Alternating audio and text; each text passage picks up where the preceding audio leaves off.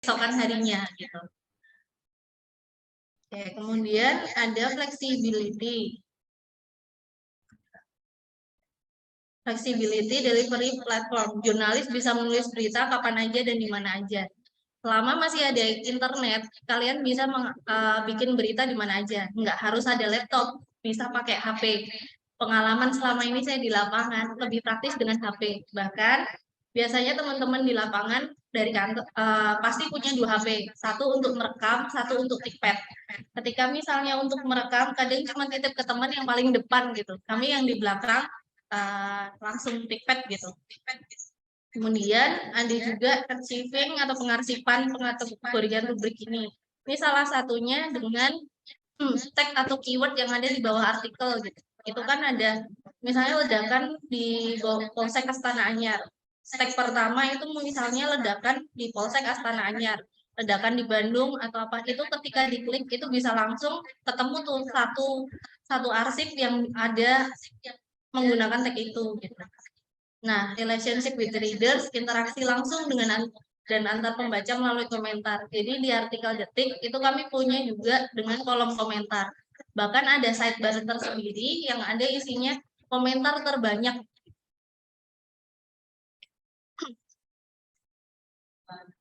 Nah, ini tadi semi kesimpulannya sih, perbandingannya real time kayak yang tadi saya ceritakan, itu langsung sifatnya segera. Sementara yang cetak itu pasti perpublikasi tertunda dalam artian keesokan harinya. Interaktif karena bisa mengundang komentar pembaca. Jadi dengan misalnya di Detik, kami juga punya rubrik pasang mata. Di pasang mata itu pembaca gitu itu bisa kontribusi dengan misalnya melaporkan kemacetan. Biasanya kalau di Jakarta itu banyak di tol, kemacetan di tol, kecelakaan di tol. Kemudian jalan rusak itu juga bisa nanti kami follow up dengan berita dan konfirmasi dengan pihak terkaitnya. Kemudian jurnalisme konvensional terbatas. Ini kalau ini online selama ada internet pasti bisa diakses. Kalau yang konvensional terbatas misalnya aja koran hanya bisa dibeli di tempat koran itu diterbitkan. Misalnya kayak Solo Pos mungkin hanya beredar di Solo Raya, nggak sampai Jogja. Kemudian KR mungkin hanya bisa dibeli di Jogja.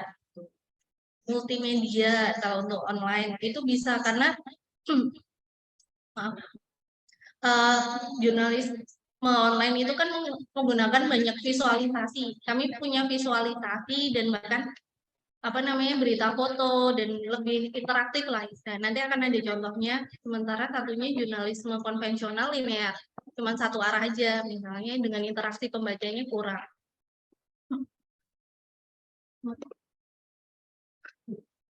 Nah, ini contoh interaktifnya ya teman-teman. Jadi misalnya kantor Nasdem Aceh dan lokasi acara Anies dilempari telur kaos kaki busuk. Di situ yang waktu saya capture itu ada 131 komentar. Dalam satu komentar masih ada di replay lagi gitu dengan ini misalnya. Jadi ini contoh interaktifnya, saling komen. Jadi udah kayak semi method gitu kan. Kemudian sebelahnya ini tampang anak pembunuh ortu dan kakak di Mertoyo dan Magelang. Nah, itu juga ada contohnya. Kolom komentar ini kadang berguna buat kami. Kadang pembaca tuh ada yang jeli gitu. Beritanya tipu gitu. Atau misalnya ada pertanyaan juga misalnya, loh untuk kasus yang anak pembunuh ortu dan kakaknya ya, katanya pengangguran dapat duit dari mana misalnya kayak gitu. Nah, itu bisa kami kembangkan jadi pertanyaan selanjutnya. Ternyata dia sempat meminta uang investasi ke orang tuanya, modal investasi. Nah, itu jadi berita selanjutnya. Nah, ini contoh multimedia yang saya maksud. Yang di satu ada melihat megahnya Stadion Al-Bayt ya, untuk laga Maroko versus Kroasia, dulunya gurun. Sebelahnya ada visual 360 kumpulan potret dahsyatnya gempa di Cianjur. Ini ketika teman-teman buka bisa langsung ada tampilan visualisasinya. Nah, misalnya yang atas nih ya, untuk tampilan Al-Bayt Stadion ini bisa digeser. Yang ya, geser klik fotonya. Bisa nggak? Oh, kayak di Nah, ini modelnya bisa kayak pakai apa namanya Google Maps, bisa di zoom in, bisa di zoom out. Nah, ini kan visualisasi ini membantu pembaca sih, membantu kami dan membantu pembaca dalam artian kalau bagi kami untuk mendeskripsikan suasana stadion itu semegah apa yang tadinya gurun. Kemudian di bawahnya. Jadi ini untuk pembaca juga membantu oh ternyata semegah itu gitu visualisasinya. Ini juga ada lokasinya. Ini ya. Oh ini ya. Oh nggak bisa. Nggak bisa. Ke bawah lagi. Oke. Nah ini yang di bawah ini tampilan sebelumnya gitu. Ada time lapse-nya. Inilah salah satu fungsi dari apa namanya media online itu juga multimedia. Di artikel ini pun masih ada video juga yang disematkan. Keunggulan kami di media online, kami bisa langsung menyematkan atau embed lah. Dari Instagram juga bisa, media sosial bisa.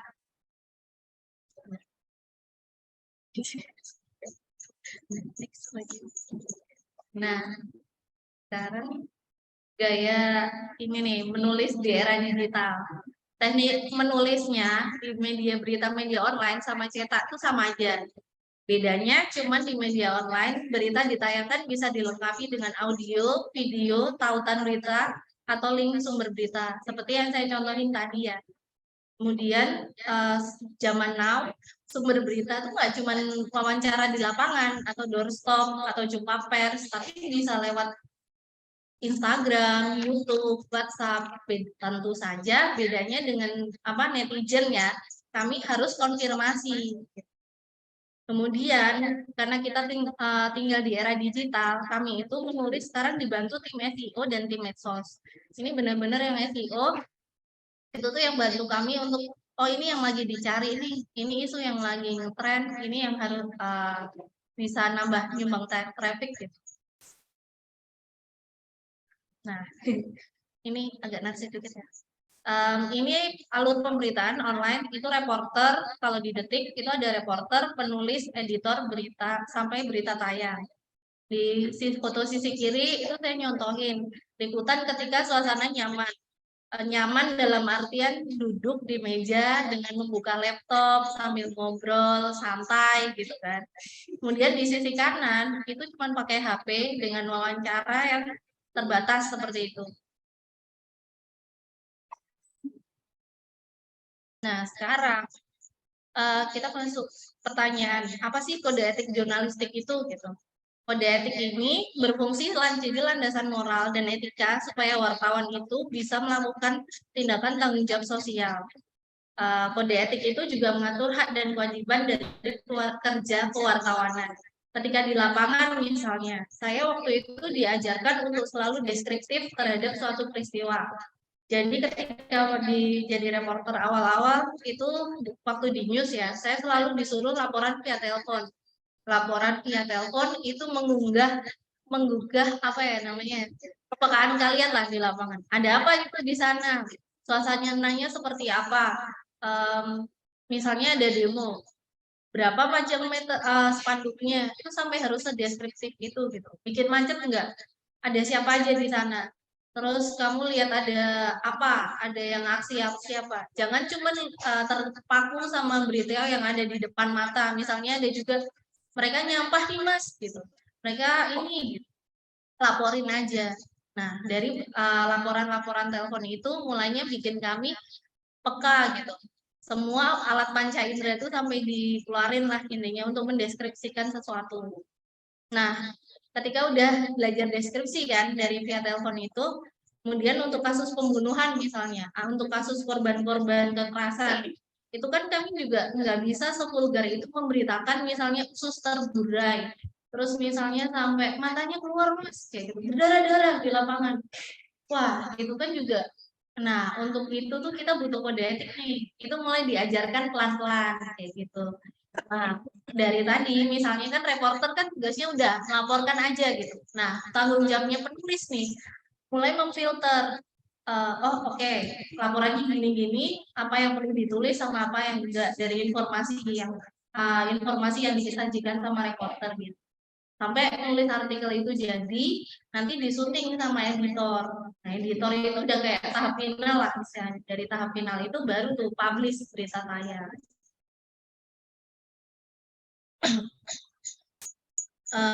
Terus gini pertanyaannya, mengapa kode etik penting gitu kan?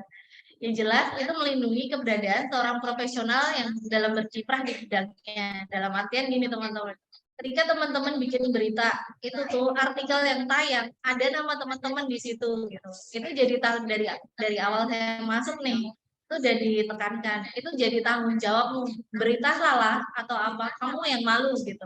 Ketika ada ralat, ada pemberitahuan kayak gitu, makanya ketika teman-teman udah belajar nih tentang kode etik, teman-teman juga paling enggak udah punya bekal gitu. Oh, ini yang bisa saya laporkan, pertanyaan apa yang misalnya bisa saya tanyakan ke narasumber, karena jadi jurnalis itu nggak selalu wawancara sama orang penting, tapi sangat-sangat rentangnya tuh macam-macam. Kadang bisa wawancara tuh sama teman-teman tukang beca, sama misalnya penyapu jalanan, bahasa-bahasa yang digunakan pun harus menyesuaikan gitu. Terlebih misalnya ketika ada kasus kecelakaan, lalu kecelakaan pesawat misalnya, nggak mungkin kan kita tanya sama keluarga korban, ibu per sebelumnya ada peristiwa apa, ada firasat apa. Nah itu semacam kayak nggak ada empati. Nah, terus ada melindungi masyarakat dari malpraktik dari jurnalis yang kurang profesional. Ini sama dengan yang saya mention tadi soal tanggung jawab. Teman-teman ketika bekerja profesional itu dipastikan beritanya itu bisa disahih lah, faktual dan nggak ada opini. Nah, di situ nggak akan apa ya namanya, nggak akan memberikan informasi yang salah gitu kepada pembaca. Malpraktik ini bisa dilakukan juga sama jurnalis loh ketika salah memberitakan. Misalnya kayak kasus, kita ambil contoh lagi yang ledakan di Polsek Astana Anyar ya. Saya nonton waktu live misalnya. Kedengar suara ledakan kedua. Oke. Wah, udah bikin panik kan. Ketika tanpa konfirmasi, oh ternyata itu ledakan dari sisa bahan peledak yang masih ada ditemukan di lokasi. Kalau misalnya tanpa ada tambahan konfirmasi dan informasi kemudian, itu cuma bikin panik. Apalagi warga di depan polsek nggak bisa keluar rumah dan mereka tuh ditahan di rumahnya gitu, supaya nggak berkerumun. Sementara ketika cuma berita stop di ada terdengar ledakan kedua, geger aja kan nantinya. Kemudian mendorong persaingan sehat antar jurnalis. Ya ini sama lah sama yang lain. Terus mencegah manipulasi informasi oleh narasumber. Nah, ini sering banget soal manipulasi narasumber. Jadi kita wartawan itu harus punya ilmu pengetahuan gitu. Jangan cuma manut-manut aja kata narasumber. Sering banget tuh narasumber, apalagi kayak kasus politik nih ya. Gue punya info nih, gini, tapi jangan dari gue ya, kayak gitu. Ternyata di belakang informasi itu ada agenda setting yang mau dia mainkan kayak gitu. Nah, ketika teman-teman paham kerja jurnalistik, misalnya ada informasi dari narasumber A, dia nggak mau dikutip, kita harus nyari sampai itu informasi itu bisa dibunyikan, gitu. Nah, sebentar, saya potong sebentar ya. Teman-teman tolong tenang sedikit dong, didengerin. Ini bisa jadi salah satu materi muka saya. Kalau nggak didengerin nanti yang dapat materi ini ya silahkan aja. Selamat dan sukses. Silakan lanjut. Yang kemudian pelanggaran etik yang umum terjadi itu tidak melakukan uji informasi atau verifikasi. Ini biasa banget tuh, berita viral di medsos ya. Sering banget kan kayak misalnya, wah ada bacokan, misalnya ada kritik di Jalan Magelang. Informasi itu pasti bikin panik ketika korban ditunjukin foto-foto misalnya luka lebam atau apa kayak gitu. Nah, setelah kalau kita wartawan tidak memberitakan dan tidak melakukan konfirmasi, itu kita sama aja nyebarin berita hoax kan. Apa bedanya sama netizen? Gitu. Ada juga kan kasus yang waktu itu ojol ngaku digebukin gitu karena kok jadi korban kelitih. Ternyata dia cuma gara-gara nggak punya dulu uangnya dia itu ditarik DC, sementara dia nggak bisa setor ke istrinya gitu, intinya kayak gitulah. Nah itu sempat geger juga waktu itu. Tidak melakukan konfirmasi itu fatal teman-teman. Jadi ketika kita tadi salah satu kuncinya media online kan bisa ngutip dari sumber YouTube, IG, atau WhatsApp. Nah, kalau tidak melakukan konfirmasi itu juga fatal dan bahaya. Sering banget kan di grup keluarga tuh misalnya, waspada ada pencurian atau misalnya obat ini mengandung bahaya karena bisa bikin mandul atau apa misalnya. Kalau kita nggak konfirmasi ke pakar, informasi salah itu cuma nyebar gitu aja gitu. Judul misleading itu teman-teman pasti tahu lah, kadang terlalu bombastis atau ternyata meleset, tidak berimbang. Misalnya kasus kayak waktu Nikita Mirzani sama Najwa Shihab. Di situ kan mungkin wartawan lebih mudah approach si Nikita Mirzani ya, karena dia sebagai public figure. Banyak berita, udah terlalu banyak ditayangin soal Nikita, sementara dari pihak Najwanya belum. Sampai akhirnya Najwa sendiri tuh ngomong, tapi bukan untuk media, ngomong di YouTube atau di akunnya siapa gitu. Nah, kita jadinya cuma konfirmasi by YouTube. Ini juga sebenarnya dilarang sih. Cuman harusnya bisa dilakukan sama jurnalis, cuma tidak dilakukan gitu loh. Jadi sebenarnya agak malu juga ketika kita cuma ngutip YouTube, padahal kita wartawan gitu. Nah, terus menghakimi, sering banget kan di berita itu kadang kita lebih jadi ikut opininya keluar gitu. Misalnya untuk kasus Ferdy Sambo atau yang Barada Eliezer lah awal-awal. Itu kan kita juga sampai yang Barada nih gimana kayak gitu. Itu juga sampai ketika kita tidak berimbang, informasi kita akan berat sebelah. Nah, itu akan berdampak jadi kita akan menghakimi. Gitu. Contoh kasus misalnya kemarin profil ya, yang posting antara ibu negara Iriana sama ibu negara Korsel. Nah, itu kan postingnya sebenarnya kalau dilihat itu juga nggak jelas dia ngatain atau enggak gitu. Ya, itulah. Kita ketika bikin judul salah, malah kita wartawan yang jadi ngatain gitu kan. Nah, di situ tuh jadi kayak untungnya sih kami ada upaya konfirmasi dengan yang bersangkutan gitu. Meskipun konfirmasinya nggak usah deh, no komen kayak gitu. Yang penting kami sudah ada upaya konfirmasi. Dan benar kan kata polisi, kasus penghinaan atau apa itu harus berupa laporan kayak gitu. Kemudian meminta atau menerima imbalan dari narasumber adalah haram karena itu membuat kalian bisa tidak objektif gitu loh. Kalian akan bisa sangat subjektif dan terpengaruhi. Oh dia baik banget nih ngasih aku duit, padahal itu nggak boleh. Wartawan itu harus independen.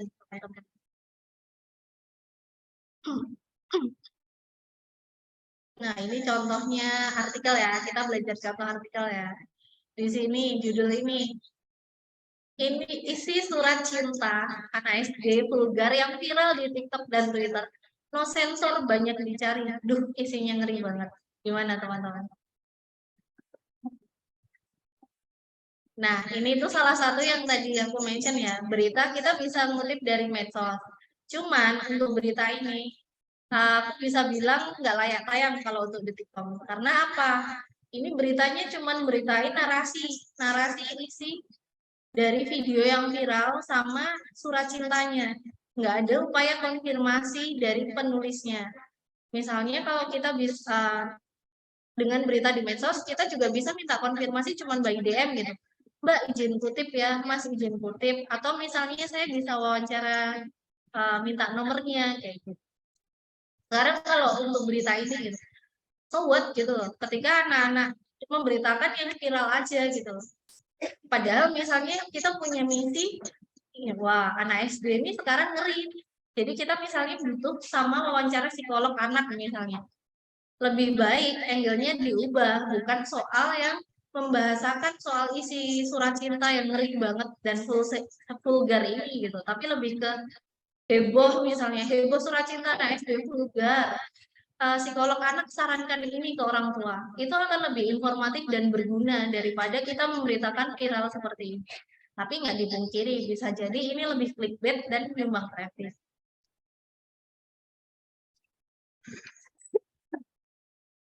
Yang kedua ini contohnya juga sama soal yang tadi ada usus terkoyak dan keluar di perut korban tewas bersimbah darah itu masih bisa kalau untuk didetik bahasanya.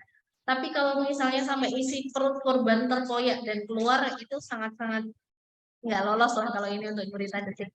Apalagi dengan kutipan yang dipakai misalnya mengeluarkan usus gitu bang, mungkin karena diparangnya agak panjang. Sebenarnya ini bisa cukup dengan dinarasikan misalnya saksi mengatakan korban mengalami luka serius di tubuhnya, sekujur tubuhnya. Lukanya juga cukup panjang kayak gitu. Sadis, pelaku menganiaya korban dengan sadis, nah kayak gitu juga bisa. Nah ini yang masih hangat ya teman-teman. Dari kemarin mohon maaf saya lagi mabuk Kaisang. Jadi selama momen acara itu kan Al-Nahyan mencuri perhatian ya.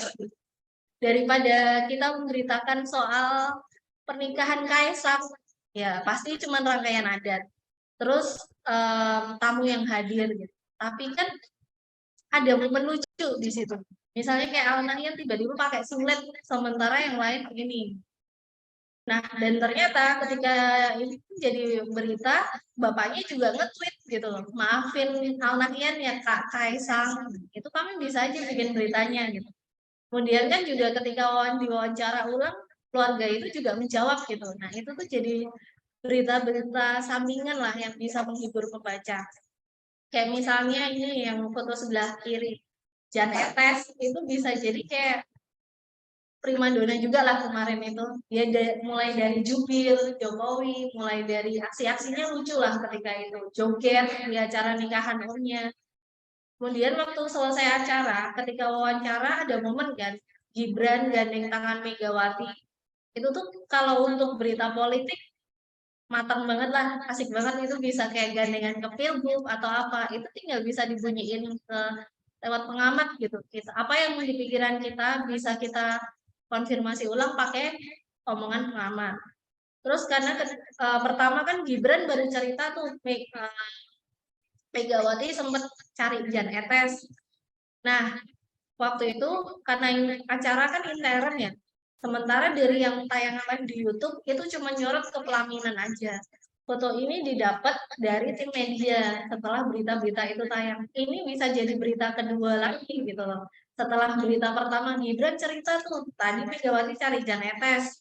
Terus habis itu ada foto momen Jan Etes ngobrol sama Megawati misalnya gitu. Tinggal deskripsiin aja apa ya dari foto itu. Jan Etes tanpa ini serius ngobrol sama Megawati misalnya. Sementara kedua orang tuanya tersenyum. Bisa jadi judul teman-teman kalau untuk di online. Nah, ini kebetulan saya screenshotnya udah agak malaman ya. Jadi Al-Nahyannya udah di nomor 7. Sebelumnya dia sempat di trending kan. Nah, ini cerita Jan Etes sama Panembahan Al-Nahyan di pernikahan Kaisang itu kesimpulannya tuh sukses gitu, mencuri fokus pembaca. Pembaca juga bosen nontonin Jokowi dada-dada. Masa kita sepanjang berita itu, berita peristiwa itu cuma Jokowi dada-dada, Isyana tersenyum, Kaisang Sarangil kayak gitu. Nah ini tuh ada momen-momen ketika Jan Etes misalnya, terus Al-Nahyan pakai singlet. Kemudian kalau nggak salah si Kaisang juga aku sempat ngecek juga dia nge-tweet, dia bandingin di nikahan Kak Gibran foto keluarga bagus, Kak Kayam juga bagus. Di foto keluargaku dan pernikahanku ada bocah pakai kutang, dia posting. Nah itu tuh jadi kayak Nahyan itu jadi makin trending. Nah skill, sekarang ngomongin skill ya, naluri berita dari karena kan apa ya, meskipun kami media online dan kami berupa berita teks ya, kami itu harus memberitakan peristiwa. Jadi naluri itu tuh sangat-sangat inilah perlu diasah. Kayak misalnya yang tadi saya ceritain, momen Megawati gandeng Gibran.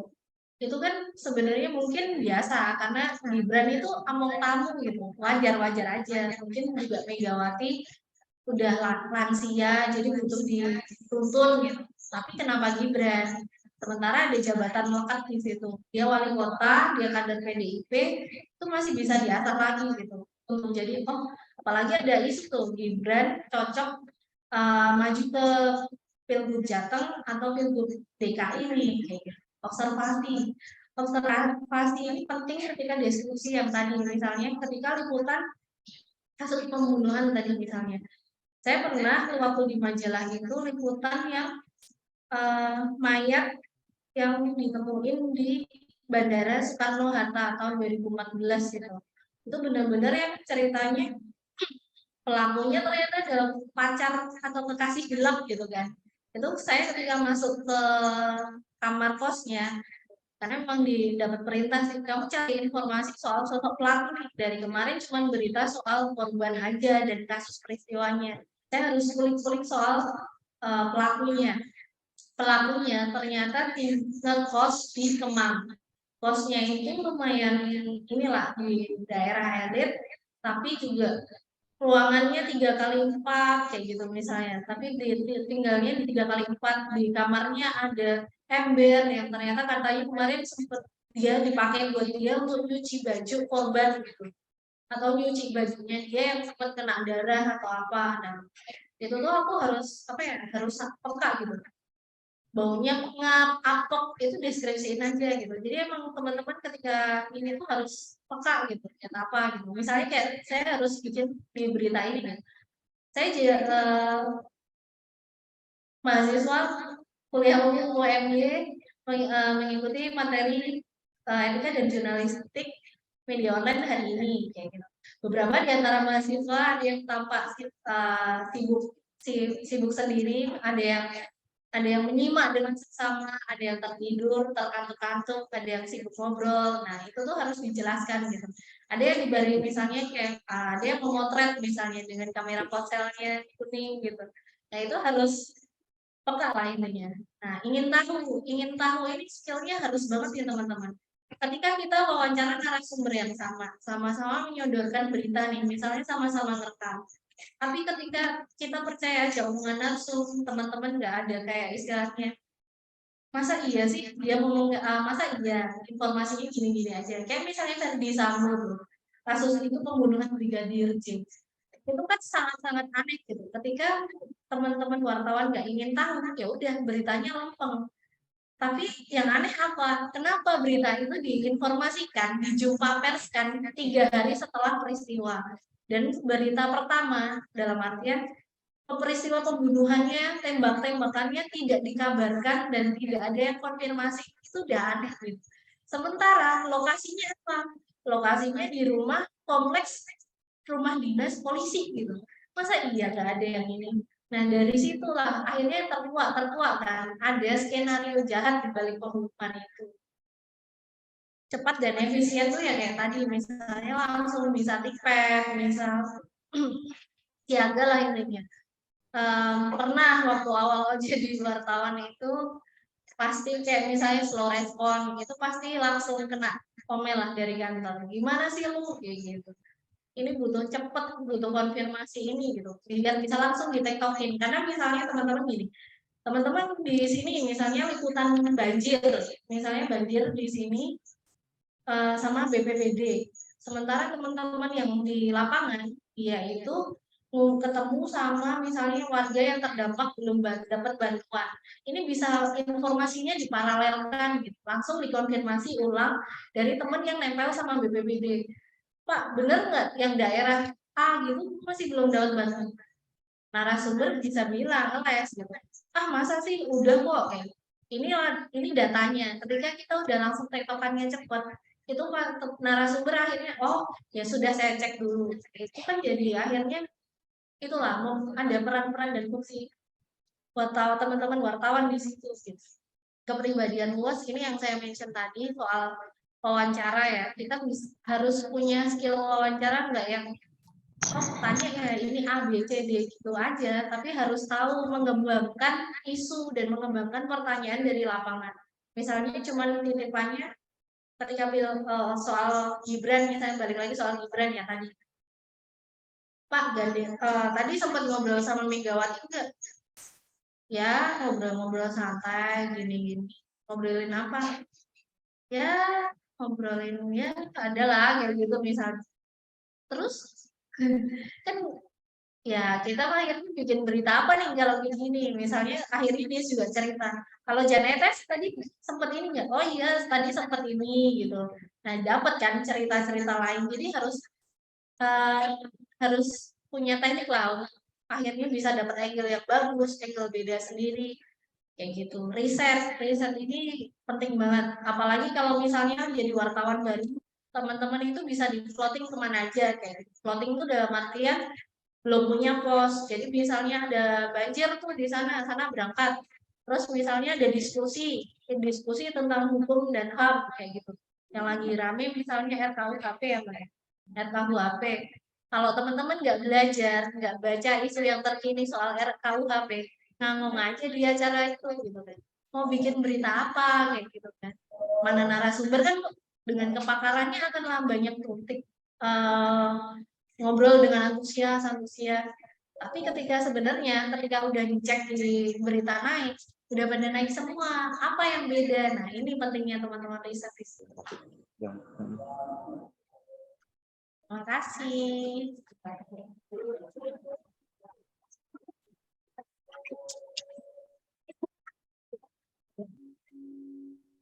Iya, silahkan minum dulu Mbak Rita. Nanti sebelum minum juga nggak apa-apa. Maka tadi tak terkait aku aja. Ya, terima kasih pemaparan materinya ya. Sangat menarik bagaimana seluk-beluknya jurnalisme. Jadi kalau dengar dari praktis itu ternyata seru juga. Jadi teman-teman di sini ada yang mau jadi jurnalis? Yang di ibu siapa? Mau. Jurnalis apa? Jurnalis apa? Mau lama detik om juga.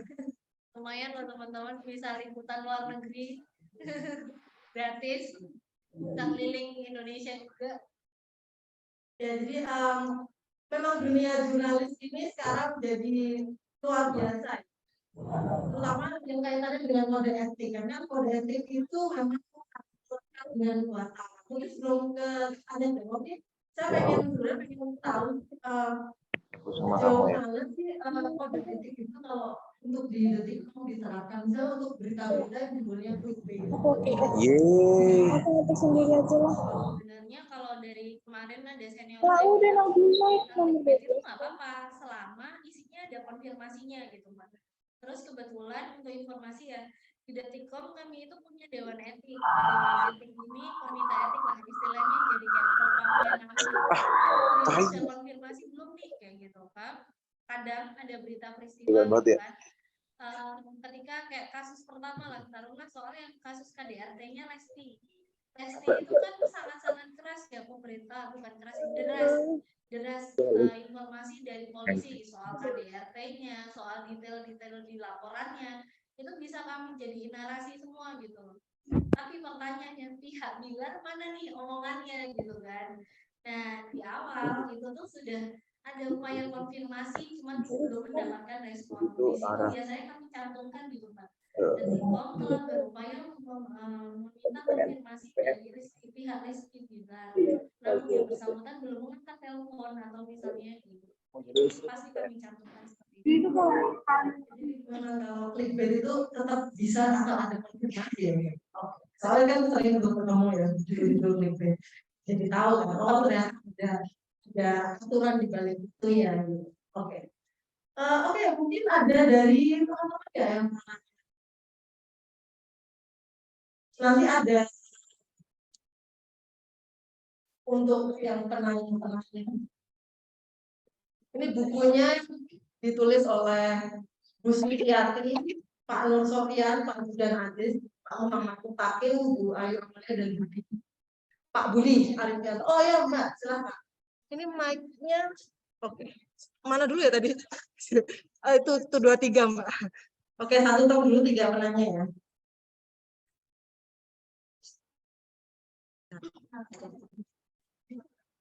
Oke, selamat pagi teman-teman semua. Perkenalkan, saya Amalia Sapika dari kelas C. Jadi saya mau nanya, kemarin kan ada tugas dari mata kuliah jurnalis juga, tulis berita di salah satu platform juga. Cuman ada beberapa kendala-kendala ya. Ini kendalanya itu masalah KBBI.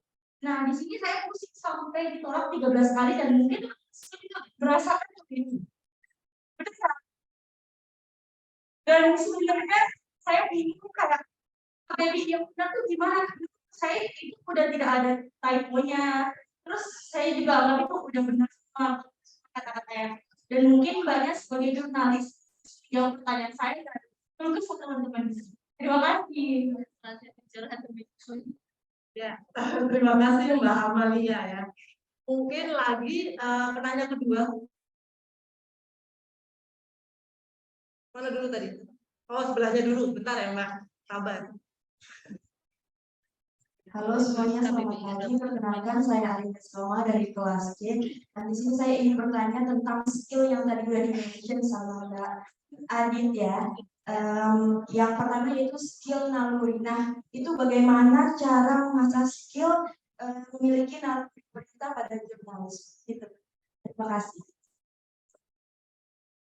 Ya, terima kasih. Satu lagi dulu untuk term yang ini.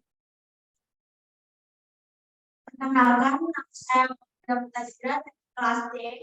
Nah, di sini saya akan baca berita mesti ada judul tuh yang nggak sesuainya. Nah, itu kan tadi disebutkan kode etik itu mencegah manipulasi. Nah, apa dilakukan jurnalistik tersebut? Padahal kodenya kayak gitu. Terima kasih, Mbak. Oke, terima kasih untuk 3 penanya ya Mbak Amelia, Mbak Arinda, dan Mbak Amalia. Jadi mungkin yang pertama dulu Mbak, tadi dari Mbak Amalia, KBBI yang benar dalam jurnalisme online gitu gimana? Nah, kalau untuk kami itu selalu mengaksesnya kbbi.kemdikbud. Nah, itu tuh yang jadi kami akan sambil admin atau bulan kbbi.kemdikbud. Oh, ini ya? Nah, ini ya. Oh, teman-teman sebenarnya bisa mengakses ini secara daring, tinggal aja nanti login masuk daftar baru ya kalau punya akun. Ini teman-teman bisa ngecek nih, oh secara KBBI misalnya. Kalau untuk kayak kami di Detik itu sebenarnya yang masih jadi perdebatan adalah kita tulis sholat atau salat kayak gitu. Nah, secara KBBI salat kan, tapi kadang ya untuk kepentingan SEO kami akan menggunakan sholat kayak gitu. Itu pun jadi sebenarnya jadi kadang kami pasti bedakan gitu. Ketika untuk artikel kepentingan SEO, mungkin teman-teman akan menggunakan masih ada sih yang pakai mazhab dengan sholat gitu. Tapi kami kalau dari tim bahasa kami itu menyarankan ya kalau memang sama tim SEO ya, tim SEO kami sama bahasa untungnya klop-klop aja gitu. Jadinya mereka saling ya udahlah saling ngalah. Kapan kami menggunakan sesuai KBBI, kapan kami menggunakan secara SEO. Untuk kasus kemarin sih kalau nggak salah tim SEO tuh merekomendasikan kalau kan kita memang pengen niatnya sambil mengedukasi warga, ya udah sesuai KBBI aja kita paksain kita 10 tahun gitu nanti akan terbiasa. Mungkin menjawab loh Mbak. ada tuh yang di kampus yang berbaca gitu nggak pada Tuh apa nih? Oh tim enggak sih kalau itu makanya ada penulis itu Mbak, saringan awal tuh pasti dari situ dulu. Kemudian kalau emang ada rekomendasi dari tim SEO, nanti yang ini yang nulis juga dari penulis juga. Tapi setelah udah ada rekomendasi nggak akan cek lagi. Tapi oh iya sorry. Jadi kemarin itu saya juga sempat jadi tim di SEO juga, jadi penulisnya SEO. Jadi kami itu udah ada kayak misalnya query-query yang misalnya harus kami tulis. Misalnya kayak waktu itu ukuran kertas F4 dalam milimeter, sentimeter kayak gitu. Sebenarnya kalau dipikir ini mah nggak news gitu kan. Cuman karena untuk kepentingan SEO dan keterbacaan dia di Google itu jadi dibikin gitu. Nah itu udah ada rekomendasinya kalau dari SEO. Nah kalau untuk tim news jadi udah kayak semacam divisi berbeda gitu loh Mbak, untuk yang tim Meksiko, tim Yus. Oke, tadi pertanyaan kedua dari Mbak Arinda, bagaimana mengasah naluri apa sih jurnalis? Jawabannya kan ini bisa karena terbiasa dari awal, misalnya dari laporan telepon, yang ditanya pasti Kak, jadi semacam teman-teman tuh pasti udah kayak punya protapnya lah. Kalau misalnya untuk berita demo, misalnya kalau demo tuh pasti cuman arahannya adalah masa berapa banyak, terus lokasinya di mana, terus habis itu ada pandangan mata juga gitu, bikin macet enggak, sampahnya gimana, orasinya ada yang aneh-aneh enggak. Terus kayak misalnya suatu momen nih, naluri ya kayak tadi ya bilang, momen ketika misalnya dia usai acara, ya ini balik lagi soalnya aku pakai contoh pernikahan Kaisang lagi ya. Jadi kayak misalnya kemarin itu tuh di tengah acara itu banyak relawan Jokowi, ya kan? Banyak relawan Jokowi. Ya kalau foto-foto selfie atau misalnya apa itu kan wajar. Tapi ada orang asmat dengan kostum asmat gitu. Teman-teman harus ini bisa jadi berita nih, tampil beda ketika diwawancara bener dong. Nah, mereka ternyata naik kapal 7 hari 7 malam atau apa gitu untuk dari Papua langsung untuk ikut mengayuh bagjo, istilahnya mengayuh bagjo lah pernikahannya anaknya Jokowi gitu. Terus ada juga momen ketika Ganjar kondangan, selesai kondangan diteriaki presiden rambut putih. Sebenarnya nggak masuk akal, maksudnya juga sesuai momen, tapi itu bisa jadi berita gitu loh teman-teman. Karena ketika teman-teman media online itu nadinya itu ada di berita peristiwa, khususnya Detik ya. Detik itu kan kalau kami dari awal tuh selalu ditekankan berita peristiwa itu penting banget. Misalnya kayak momen jaga di DPR ya, waktu itu saya liputan di DPR. Jadi waktu itu tamu-tamu siapa nih yang udah datang gitu kan. Nah kalau misalnya kita liputan misalnya di sidang tahunan, kita cuma liputan sidang tahunan tanpa memberitakan tamu yang datang itu kan juga jumping kan sebenarnya. Dan siapa gitu kan. Jadi itu pasti ada polling-nya nih. A jaga di pintu masuk, B jaga di pintu keluar, bagi-bagi tugas siapa yang doorstop, siapa yang doorstop. Ini juga sama nih ngaruh ke pentingnya riset. Jadi meskipun teman-teman yang biasanya tuh teman floating itu pasti untuk bantu yang di luar lah. Kalau teman kos itu pasti yang ini ikutin bidang. Jadi dia lebih peka sama isunya. Nah makanya teman-teman harus riset. Naluri itu akhirnya ada karena teman-teman terbiasa. Jadi benar-benar yang harus terus diasah. Salah itu pasti wajar karena masih awal. Tapi belajar dari kesalahan itu lebih penting. Buat teman-teman kayak misalnya teman-teman cewek gitu, nggak usah ngeragu. Teman-teman juga ikut desek-desekan aja, malah bisa paling maju, paling depan kan. Apalagi keuntungan kita nih, aku cerita ya sedikit waktu Kongres PDIP di Bali, karena waktu itu aku di Bali. Bodyguardnya gede-gede guys. Aku udah kayak cuman kayak tas punggung gitu dibalik karena tinggi banget gitu. Tapi aku bisa nyempil untuk kayak misalnya ngambil momen foto, doorstop wawancara. Nah itulah keunggulannya. Temen cewek cowok nggak ada bedanya kalau di lapangan sama aja. Malah kadang cewek itu dapat privilege. Privilege-nya apa? Kita lebih luas ketika tanya sama narsum, lebih pakai empati. Misalnya untuk kasus-kasus yang duka kayak gitu. Terus kita juga bisa narasumber akan cenderung mungkin kayak secara psikologis lebih iba ketika kita capek-capek tergopoh-gopoh gitu misalnya dengan yang muka udah buluk gitu itu kadang beda sih treatmentnya. Kalau cowok kan biasa dia agak cuek gitu, tapi ketika kita tanya Pak selamat siang gitu kadang buat narsumnya udah langsung iya gitu. Nah itu it's okay gitu, itu pokoknya skill-skill yang kalian asah, nggak perlu inilah ya cewek ya ini pendek gitu, nggak masalah nyempil, malah itu jadi keunggulan nyempil gitu. Itu cukup atau masih ada yang mau ditanya lagi? Yang Boleh.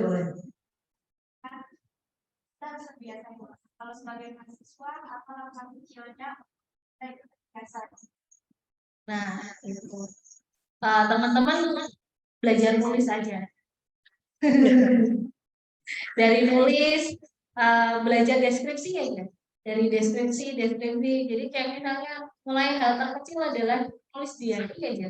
Nulis diary hari itu udah ngapain aja dengan perintilan sekecil apapun, misalnya hari ini saya apa namanya datang misalnya kayak ini ya ke kuliah hukum, paginya saya berangkat pagi sempat mengalami sempat bocor nih gitu banyak, terus ternyata ketika saya mengikuti acaranya seru ya, misalnya seru dapat pelajaran apa, mulai jadi belajar perintilan menulis sekecil apapun itu nanti akan berguna ketika teman-teman jadi wartawan dan laporan dengan istilahnya sangat berita deskripsi.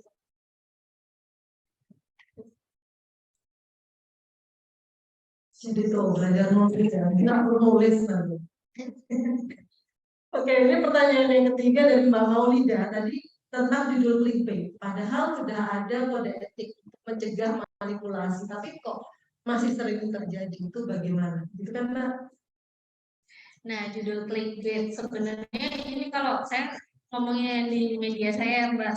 Kalau di media saya itu kemarin waktu ada pelatihan senior saya bilang judul clickbait itu nggak apa-apa karena apa?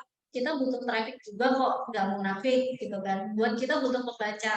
Tapi di dalam artikel yang clickbait itu harus ada informasi yang penting juga gitu loh. Kayak misalnya berita soal taruhlah yang tadi kita pakai lagi deh berita Kaisang ya. Misalnya gini aja nih. Kira gitu ya, yang lagi nyantel soalnya. Jadi misalnya gini, berita kayak misalnya Gibran mengantar Megawati ke pelaminan Kaisang. Kalau judul kayak gitu, kira-kira teman-teman baca apa? Enggak kan? Udah kebayang gitu, ya udah nganter aja, ngapain kan? Makanya perlu judul kayak misalnya ada momen ketika digandeng Megawati, digandeng Gibran atau Gibran yang gandeng Megawati, kemudian ketika salaman, misalnya kayak momen SBY juga itu lucu tuh. Ada juga, jadi kan Kaisang masih kayak celeng-celengan tuh di depan di atas pelaminannya. Terus habis itu kan si Pepo datang, sebelum Pepo datang tuh ada ternyata momen video ibunya gini gitu, toel Kaisang gitu. Akan lebih menarik ketika apa namanya daripada cerita soal Kaisang apa namanya saling foto sama SBY misalnya. Kaisang berfoto bersama Jokowi sekeluarga foto bersama SBY di pelaminan, ngapain ya kan? Tapi ada momen gitu ya, toel gitu kan. Dan itu naik tuh di apa Twitternya Kaisang juga. Netizen kirim potongan video itu, memorable lah intinya kalau kalian buka Twitternya Kaisang itu. Jadi dia harus juga komen auto pasang mode serius gitu. Itu jadi judul. Jadi ketika SBY tidak bersalaman dengan tidak bersalaman Kaisang auto mode serius gitu. Karena itu ada kutipannya teman-teman. Jadi kita nggak cuma asal bikin judul aja gitu, tapi ada kayak kaitannya dari narasi yang di narasi beromongin gitu. Kira-kira menjawab nggak? Oke ya, terima kasih untuk 3 penanya pertama. Saya buka lagi term kedua, 3 penanya lagi kalau ada, masih ada. Teman-teman, oh ya ada Mas, saya tahunya kelas bentar.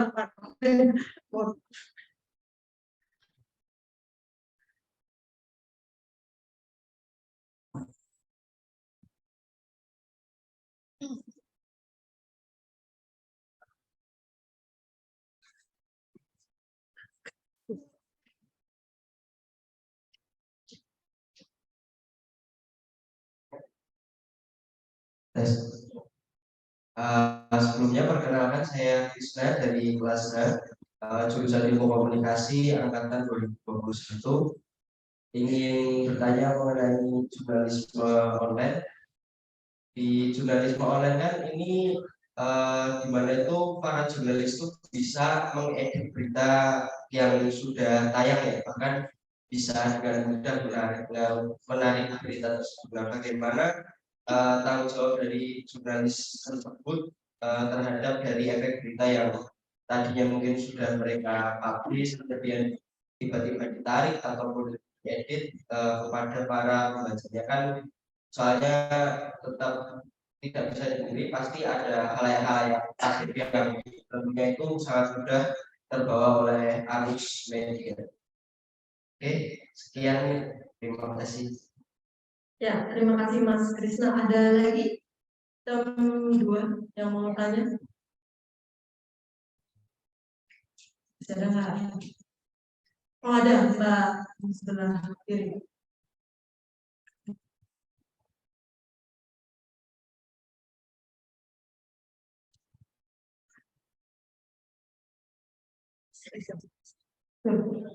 Sebelumnya perkenalkan, nama saya Syawki Nahar dari kelas E. Nah, saya ingin tanya, Mbak boleh ceritain dikit nggak tentang gimana sih suka duka bekerja di dunia jurnalisme ini? Baik, sekian, terima kasih. Ya, terima kasih Mbak Syawkina. Ada lagi satu lagi untuk kedua.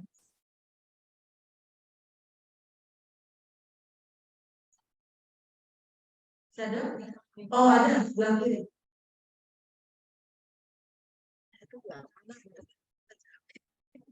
Baik, terima kasih. Sebelum izin, saya Imron Raufi dari kelas F. Mau nanya sih Mbak, kira-kira selama Mbak jadi jurnalis, itu tuh apa hal yang paling jadi struggle buat Mbak sendiri gitu? Jadi kayak saya pengen tahu tuh gambaran kira-kira waktu jadi jurnalis tuh kayak gimana sih gitu. Thank you. Ya, terima kasih Mbak Raffi. Ini kayaknya banyak yang mau jadi jurnalis ya Mbak. Nanya-nanya Mbak. Oke, mungkin bisa nanti rekrut Mas. Oke, ini pertanyaan pertama dulu dari tadi Mas Krisna jawab jurnalis terhadap berita yang sudah terlanjur tayang, tapi setelah itu karena terjadi kesalahan harus ditarik atau diedit itu bagaimana? Nah, ini kalau saya cerita, sebenarnya nggak semudah itu teman-teman untuk narik atau cabut berita di media online. Karena kami punya dewan pers gitu. Setiap ada keluhan tentang berita, itu pasti harusnya nggak bisa asal di take down gitu. Itu harus ada proses di dewan pers. Saya memang beberapa kali dengar cerita aja sih dari senior. Misalnya dimediasi terkait pemberitaan.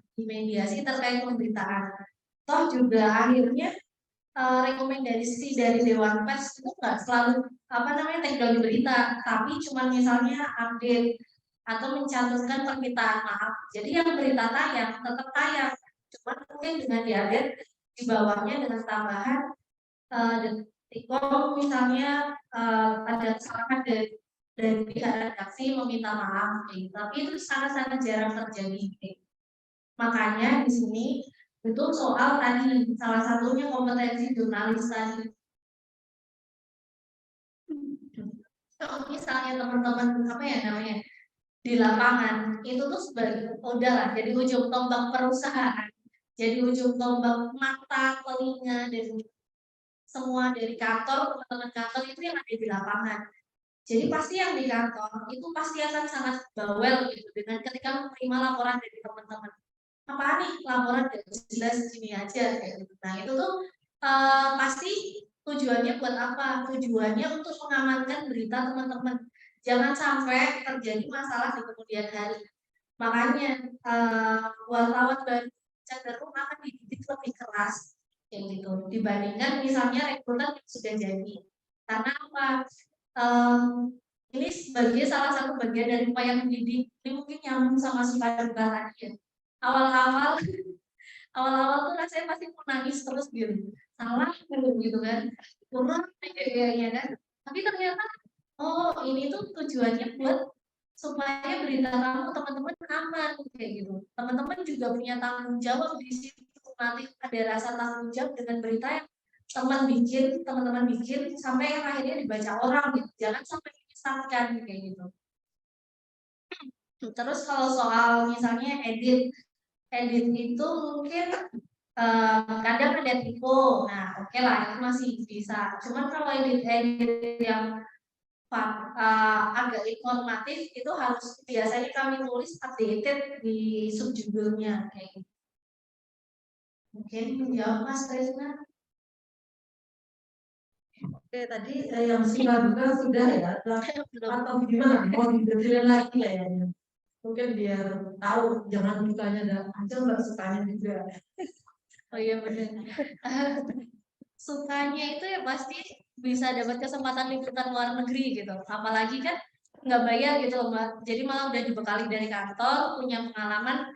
Mungkin kayak Mbak Rina, teman saya ini yang anak sport, dia lebih sering jalan-jalan dibanding kami yang di news gitu kan.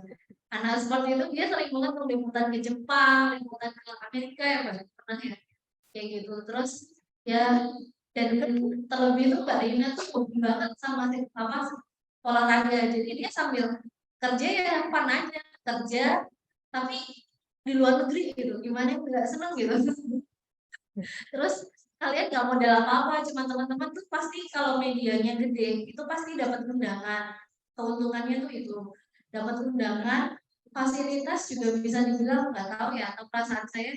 Kadang saya dapat fasilitas lebih oke dibandingin teman-teman dari media lain gitu karena mungkin detikcom gitu dari sesi kamar atau apa gitu. Nah terus kalau suka saya juga karena udah mungkin sampai Jakarta iya, Bali iya kayak gitu. Di Bali siapa sih yang nggak senang gitu kan? Bisa sambil bayangannya tuh waktu berangkat, wah bisa sambil ngepantai minum es degan misalnya di pantai gitu. Kejadian dong waktu itu. Jadi waktu saya lagi main ke pantai ada peristiwa. Jadi kayak waktu itu peristiwa tahanan meninggal di dalam selnya. Nah itu kan harus dikonfirmasi. Bantah saya nyatet sambil membuka HP ketik konfirmasi ke narasumber. Tapi yang fun aja. Pokoknya sebenarnya kerja jurnalis itu passion sih teman-teman. Kalau ditanya capek, capek banget karena harus 24 jam gitu. Standby, tapi standby dalam artian bukan berarti melotot ya, melontotin apa gitu. Tapi teman-teman, apalagi yang mau pegang wilayah, misalnya kayak waktu aku di Bali, aku harus tahu apa aja yang ada di Bali. Tahunya gimana caranya? Ya, aku punya grup wartawan, punya grup BPBD misalnya, itu grup dari pantengin medsos. Nah, medsos-medsos yang ramai itu tinggal dikonfirmasiin. Misalnya waktu itu di Bali ada bule pungut sampah pungutin sampah atau makan sampah di satu. Nah waktu itu lagi rame soal backpacking. Jadi selain dari backpacker tapi ini yang back gitu lah, minta-minta. Kalau cuma berita viral waktu itu aku nggak cuma bikin berita viralnya, tapi aku juga konfirmasi sama pengunggah videonya. Aku tanya ceritanya, ternyata yang mengunggah video itu dia punya apa namanya kios di situ gitu. Jadi dia cerita setiap sore bule cowok itu selalu pungutin sampah kayak gitu, makan dari sampah kayak gitu. Itu jadi kan satu berita. Berita kedua, aku cek ke lokasi gitu, cek ke Sanur waktu itu. Kebetulan ketika ada upaya konfirmasi sama apa namanya pedagang-pedagang kios yang di sekelilingnya itu, ketemu tuh sama si bule, dia langsung colek sama bapak-bapak sama ibu biasa, tuh mbak orangnya datang, ya udahlah. Dan sebagai wartawan kalian tuh nggak usah ada rasa sungkan masuk kayak gitu, toh upaya konfirmasi pengen menggali cerita gitu, biar angle-nya beda, samperin aja gitu, meskipun pertama juga ngapain gitu loh, aku dibutuhin wartawan gitu, pede aja udah gitu. Akhirnya ketempelin tuh dari jalan dari ujung sampai ujung gitu. Ternyata bener sampai aku juga ditawarin sama dia mau kayak gitu. Tampar guys. Tapi dia nunjukin nih teman-teman apa orang-orang tuh masih suka buang makanan utuh sebenarnya masih layak makan. Ini bisa dimakan loh sebenarnya gitu. Cuman kan saya fobia ya, nggak ada niat itu. Jadi nggak usah makasih kayak gitu. Dan ketika ngobrol saya dapat cerita lucu tuh dari dia. Ternyata apa? Dia itu udah keliling dunia gitu loh. Dia itu pensiun dari kayak damkar di sana. Dia memang kayak waktu aku ngobrol, ya emang passionnya tuh dia pengen jalan-jalan gitu loh, jalan-jalan hemat. Jadi dia cuma butuh buat uangnya buat ongkos aja, makan di jalan aja pungutin yang itu gitu. Tuh banyak makanan edible menurut dia di sekitaran pantai itu. Dan ternyata teman-teman malah kalah tuh. Dia udah ke tujuh negara gitu, keliling dunia kayak gitu.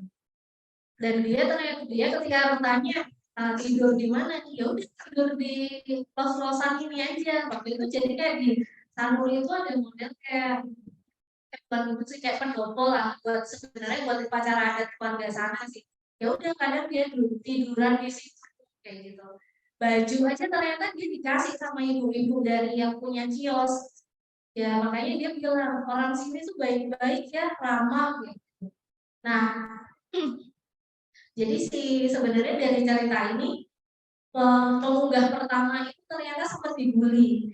Pengunggah pertama yang dia bilang, turis ini makan sampah, dibully karena apa? Kenapa sih mencolek pariwisata Bali dengan menampilkan turis-turis yang kere kasarnya kayak gitu? Tidak tahu mereka makan sampah, kenapa nggak dikasih makan? Tapi dengan berita yang saya bikin, banyak itu langsung bikin lagi di Facebook. Nih, buat teman-teman yang nggak tahu bule Toto, aku tanya ya, panggil aja Toto.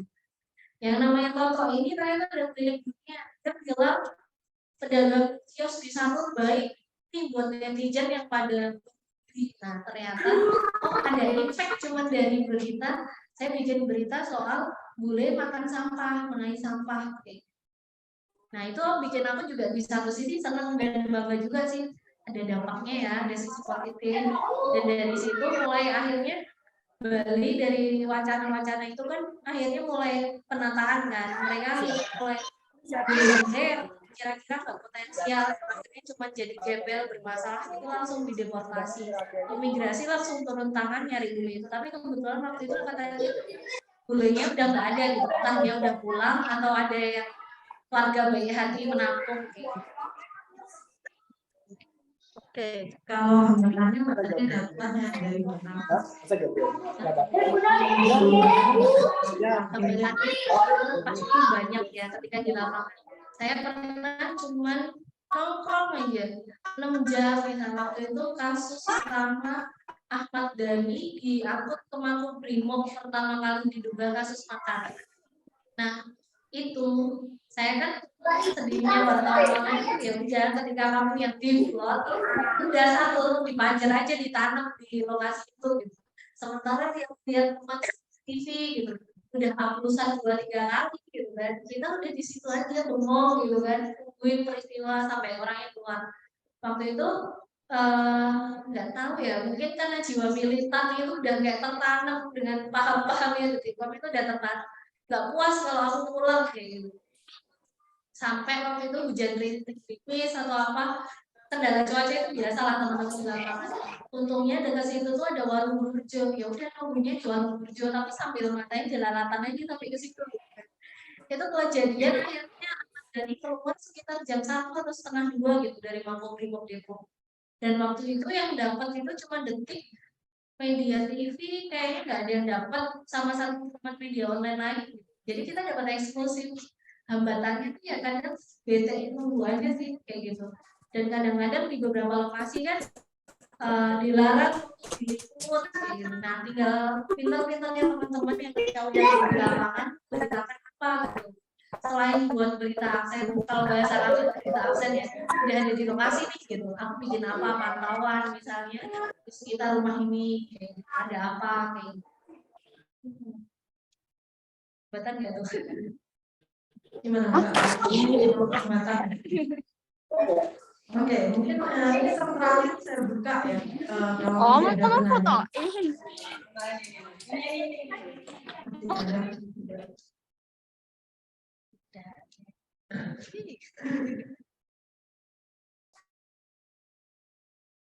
Oh ada, silakan.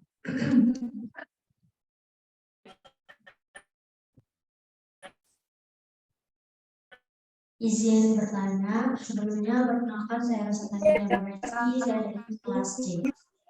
Mau bertanya, itu kan yang tadi contohnya yang Ahmad Dhani itu yang Mbak, itu kan harus tunggu ya. Misalnya, itu Mbak kan dituju untuk meliput di daerah Depok. Nah, misalnya nih Mbak, ada beberapa kendala itu bisa benar-benar nggak bisa meliput Ahmad Dhani itu tuh harus diganti atau bagaimana? Misalnya saya juga kemarin contohnya mau meliput di kamar. Nah, eventnya di dalam ada beberapa stand kamar di dalam, tapi menurut saya kayak kurang menarik dan editnya saya dapat ada di luar. Apakah kalau jurnalis di Pasar Sore? Terima kasih Mbak Ramesti. Ada lagi? Nah. Oh, mau nanya lagi? Oke, Mbak Linda mau nanya lagi.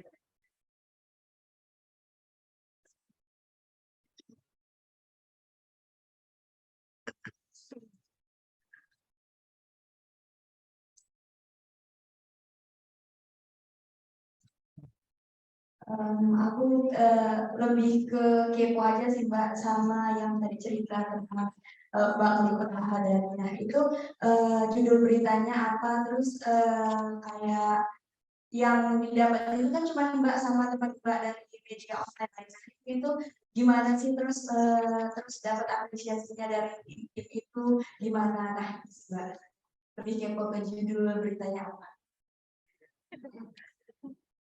Oke, terakhir saya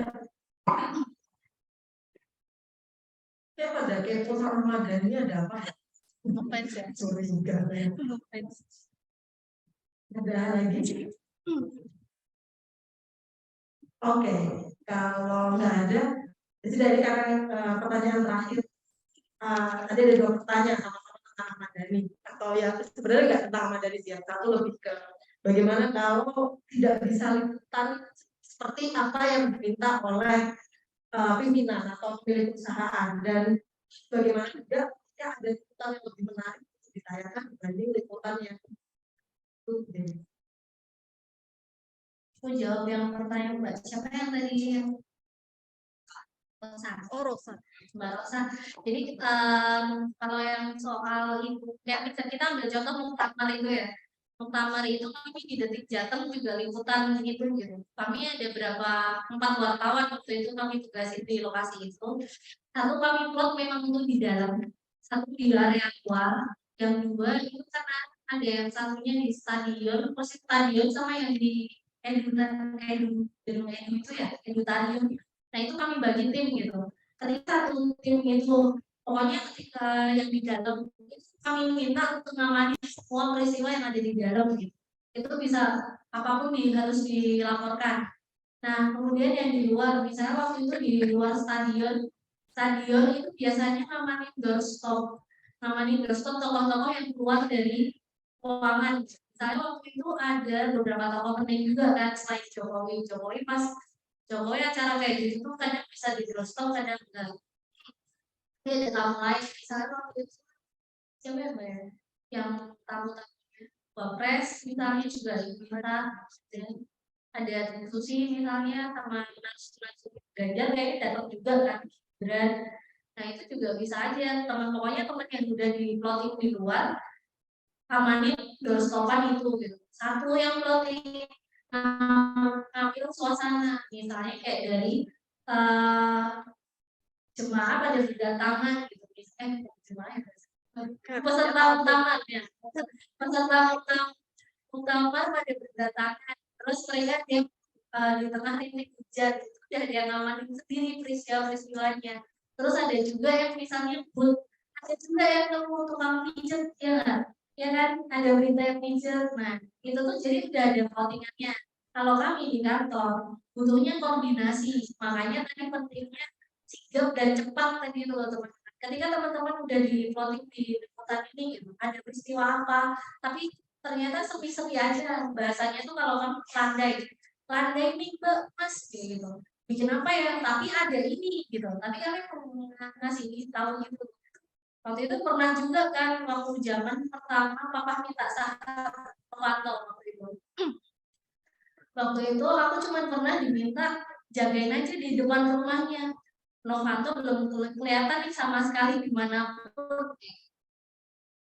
Ini bilang hambatan suka duka juga nyambung sih. nongkrong di depan rumah orang kaya gitu kan. Ada polisi ya, jelas tuh ada penjaganya lah udah. Itu pasti ada penjaganya. Itu mana di kawasan elit daerah Senopati. Kalau mau nunggu di warung, nggak ada warung burjo, nggak ada warung kece gitu yang setara sama kita lah. Adanya yang di depan itu distro, depan rumahnya distro.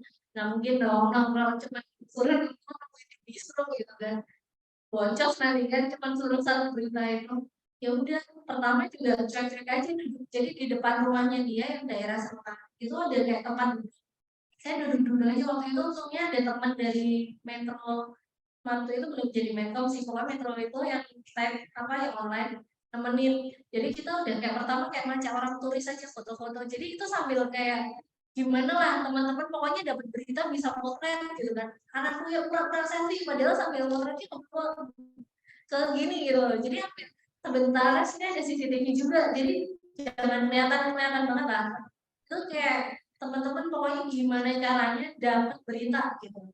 Terus sampai berapa jam kemudian baru tuh satpamnya mulai curiga kan, udah sejam gitu kan, nggak pergi-pergi ya penduduk di situ disamperin, Mbak, nggak namanya apa ya, kon kuning sama barrier itulah, ini clear area Mbak kayak gitu. Iya Pak mau duduk doang gitu, nggak bisa Mbak nggak bisa gitu. Ya kayak gitu. Ya udahlah itu biasa lah kayak gitu. Diusir-usir itu tuh biasa banget. Pokoknya mentalnya kuat aja, jangan baper pokoknya kayak gitu. Gitu. Koordinasi sama setelah misalnya udah akhirnya diusir, terus waktu itu udah mulai maghrib ya. Aku langsung nggak akan mungkin juga kalau motret udah jelek dan kayaknya rumahnya emang megah dan pagarnya tinggi, nggak akan kelihatan akses dari luar itu nggak akan kelihatan. Aku udah mulai laporan ke kantor. Mbak Mas, aku udah di sini dari tadi pantauan ini dari jam sekian sampai jam sekian nggak ada pergerakan, nggak ada mobil keluar masuk.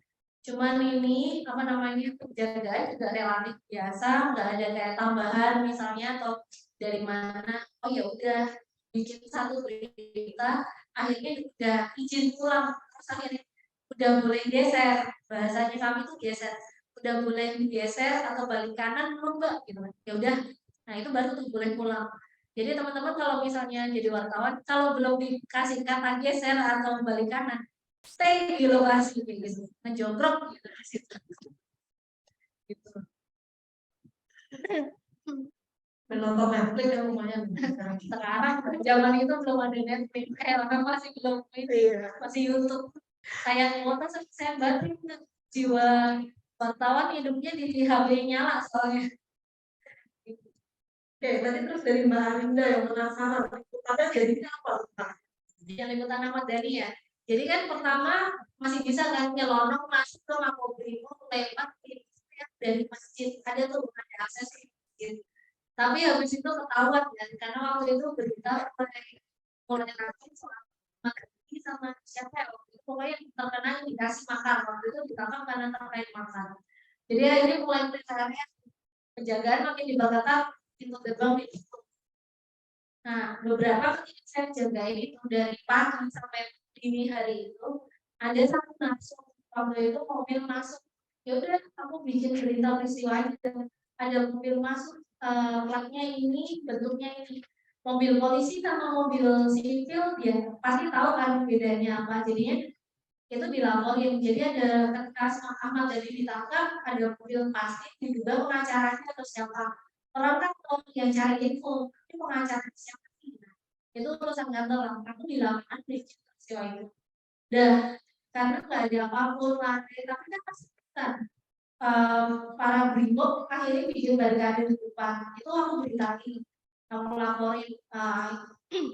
Setelah ini penjagaan diperketat, itu ditutup, brimob berjaga di luar. Kayak gitu. Itu yang menjelang malam akhirnya bikin berita peristiwa pertama. Peristiwa pertama apa? Setelah berapa jam diperiksa, 8 jam atau berapa jam diperiksa, Ahmad Dhani keluar. Itu berita satu. Berita kedua kan ada non-stop. Dia mau dia beberapa narasumber itu pasti mau diwawancara gitu, setelah agenda yang kelahkan itu, apalagi kan dia tudingannya makar waktu itu. Dari wawancara itu bisa jadi beberapa angle tergantung kontennya kayak gitu. Misalnya dia ngomong ditanyain apa aja, itu pasti 8 jam diperiksa Ahmad Dhani ditanya soal ini gitu. Terus misalnya selama diberi sama. Jadi misalnya waktu itu gak dapat makan, haus, ya udah nggak apa-apa tuh Ahmad Dhani ini yang ngomong nih. Jadi beberapa angle, jadi nggak yang satu gitu, cuman Ahmad Dhani akhirnya keluar, enggak, jadi banyak. Pinter-pinternya mengasah tadi itu, gitu. Gimana Mbak Arina? Oke. Ya, jadi ternyata seru ya diajarin dinamisme itu. Yang penting apa harus pinter-pinter mengasah naluri, harus pinter-pinter mencari angle berita, harus pinter-pinter nyempil lagi, dan jangan takut bosan. Jadi kalau memang udah disuruh di situ ya udah di situ aja. Gimana caranya bawa buku kayak gitu kan atau apa gitu, bawa snack yang banyak gitu. Nah itu bekal itu penting itu Mbak, karena kan kita nggak sempat makan, ya sempat minum. Jadi kadang kayak kita liputan tamu-tamu, misalnya pada pesta atau apa, ya wartawannya belum tentu makan juga gitu. Jadi emang biasanya kalau dari kantor tuh pasti diingetin bawa bekal, bawa minum, jangan lupa snack yang istilahnya buat ganjal perut. Karena pasti kadang kalau udah yang kayak tadi aku bilang, sebelum ada perintah balik kanan, dan dibaca di situ gitu. Makan kadang aja ada momen gitu kan. Mungkin sambil cerita lagi ya. Nah, teman-teman wartawan kemarin tuh ada nih yang balik lagi soalnya Ibu Iriana tadi ya contohnya. Soal yang itu yang Karisma Jati, so yang Karisma Jati. Nah, Mas Karisma Jati ini waktu teman wartawan ada konfirmasi, dia cerita gitu, Mbak, di rumahnya itu tapi rame orang gitu. Tapi waktu tadi aku wawancara, nanti aja sama pengacara saya. Ya kan udah yang penting kombinasi. Stok bisa jadi itu rame orang, pengacaranya waktu itu namanya bisa ya waktu itu. Jagain aja, ya udah. Nah, dia itu udah nungguin si Disa ini udah nungguin di warung depan rumahnya Mas Jasi ini. Tapi ternyata apesnya si Disa udah ditungguin sampai lama. Dia itu cuma pas maghrib, salat maghrib gitu kan. Ditinggal saat motornya hilang semua. Nyesel banget itu dia nungguin gitu kan. Terus ya udah sedih banget dan nungguin cuma gara-gara tak tinggal padahal saatnya udah udah nggak apa-apa, yang penting kan kamu masih penasaran kan. Nah ini nih rasa ingin tahu, nggak puas ketika udah di lokasi, aku cuma bengong-bengong aja gitu. Coba lagi samperin rumahnya, masih mau wawancara enggak gitu. Nah ketika akhirnya selesai rombongan itu pergi, dia datang ke rumah, responnya masih sama, nggak mau, besok senin aja deh kalau sama pengacara saya. Nggak apa-apa, yang penting habis itu dia aku minta gini aja, kamu bikinin beritanya soal apa namanya, sempat ada motor-motor berjajar di rumahnya, terus dia besok senin aja kalau ada sama pengacara saya. Nah itu jadi berita juga, itu juga buat apresiasi ke temen yang di lapangan supaya nunggunya juga nggak sia-sia gitu. Jadi ada produk beritanya. Terus kalau tadi kayak nyangkut si mbaknya tadi, apresiasinya apa soal dari kantor misalnya kita dapat eksklusif, itu relatif enggak sih mbak, karena itu udah kayak bagian tanggung jawab kita gitu jadi wartawan. Ya, apalagi kami di Detik itu dididik jangan mau kebobolan sama media lain. Detik harus pertama. Nah, di situ nih jadi yang salah satu kebanggaan kita juga jadi wartawan kalau akhirnya bisa duluin teman-teman lah intinya. Jadi kadang itu kalau di lapangan Detik itu kadang disengitin, disengitin tapi ditemenin karena takut kebobolan merekanya gitu. Cuman mereka nggak suka kalau kita bobolin, tapi akhirnya mereka butuh gitu. Ya itulah skill-skill yang di lapangan jadi ya teman sih. Ya, oke. Terima kasih sekali untuk Mbak Dita ya, yang sudah berbagi pengalaman. Ya, saya harap teman-teman di sini punya gambaran bagaimana pekerjaan jurnalisme, bagaimana kalian, dan nanti yang mungkin tertarik untuk jadi jurnalis online mungkin nanti bisa lah. Kalau mau mungkin magang di Detik, kalau nanti coba saya tanya-tanya nanti off the record dengan Mbak Dita bagaimana kalau mau magang dan sebagainya. Saya kembalikan mungkin ke Bu Firly. Oh, langsung bagi ya nanti yang tadi bertanya Mbak atau dipanggil aja Mbak Malinda, Mbak Malinda, Mbak Maulida, silakan maju.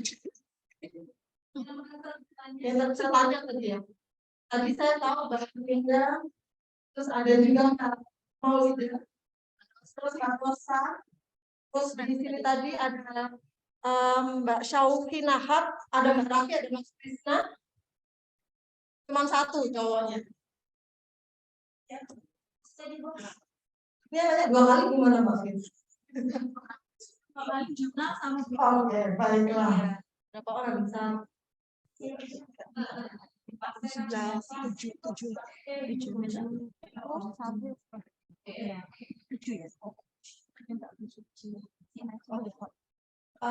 Saya minta sebagai salah satu penulis buku Bu Suci Yati, mohon.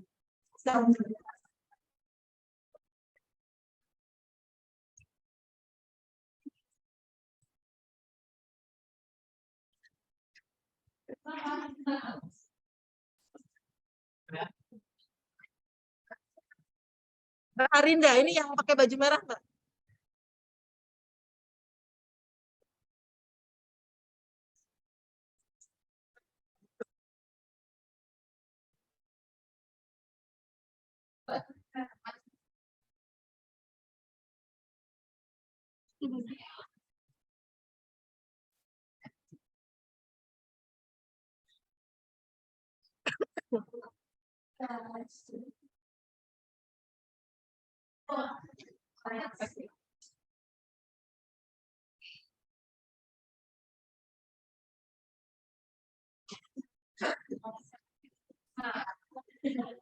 Ada magang.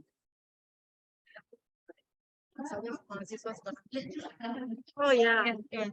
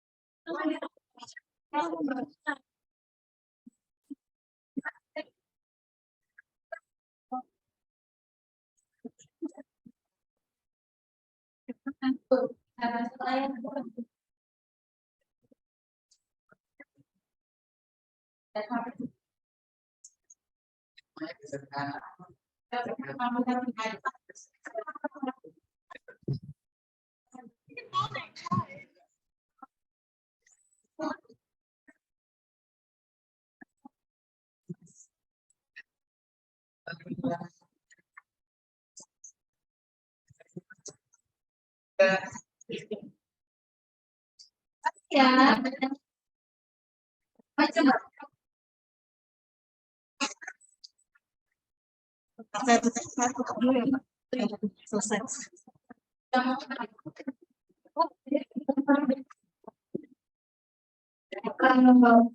Terima kasih teman-teman ya, dan antusiasnya. Terima kasih tentunya bukan sekali pada Mbak Dita selaku beliau dan juga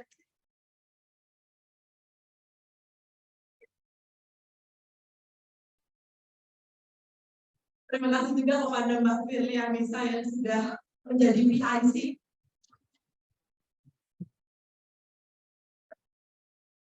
Terus juga kepada Bu Suci Yati yang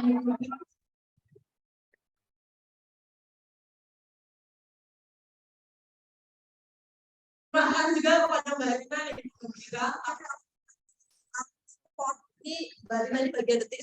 Jadi kalau terus sama teman-teman banyak ya.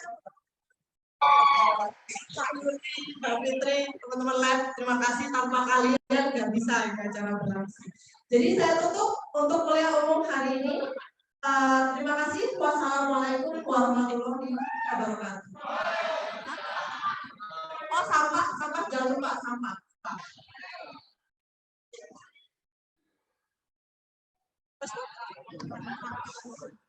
Teman-teman, jangan lupa sampahnya ya, dikelola ya.